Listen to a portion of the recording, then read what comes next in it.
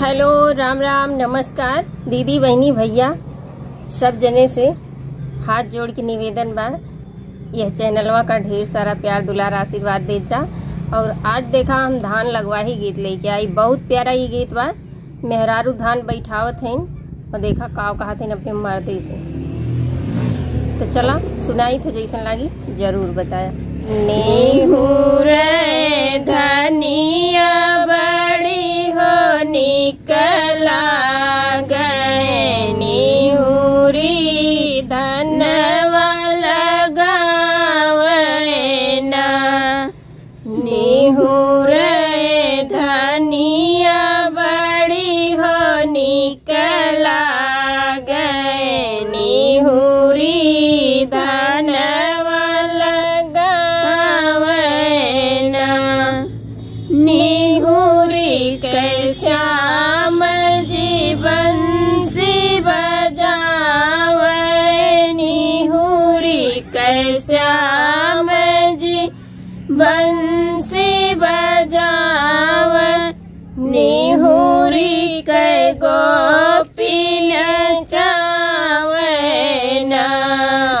निहुरी के श्याम जी बंसी बजावे,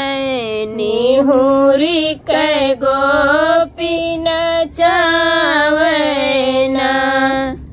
निहुरी के बड़ी निक लगे बारी धनिया, निहुरी के धनवा लगावे ना, निहुरी के बड़ी निक लगे बारी धनिया,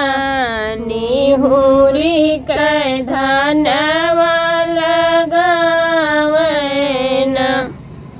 निहुरी के नहर के पनिया कटावे, निहुरी के नहर के पनिया कटावे, निहुरी के गावथी कजरिया ना,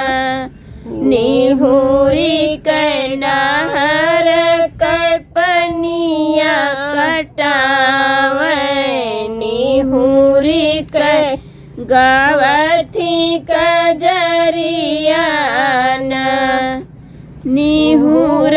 तनिक लगे हो बारी धनिया, निहुरी के धनवा लगावे ना, निहुर तबड़ी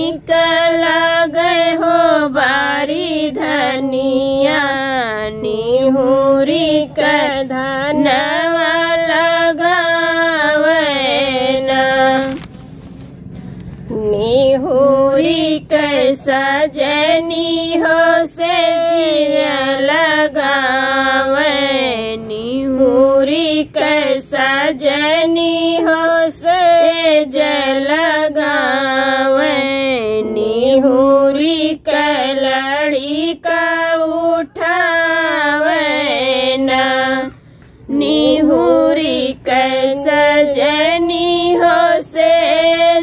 लगावे, निहुरी के लड़ी का उठावे ना, निहुर निक लगे हो बारी धनिया, निहुरी के धनवा लगावे ना, निहुर निक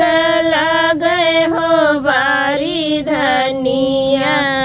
निहुरी के धनवा लगावे ना, निहुरी के बूढ़ा के गोड़वा दबावे, निहुरी के बूढ़ा के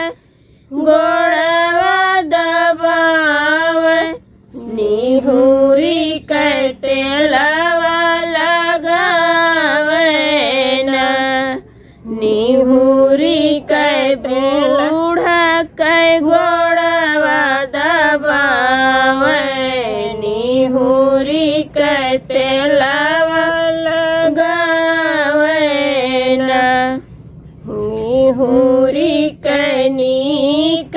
लगे हो बारी धनिया निहुरी कै धनवा लगावे ना। तो देखा एमे सब काम निहुरी निहुरी बहुत बाटे। निहुर का बूढ़ा गोड़ दबावत है, निहुर का तेल लगावत है,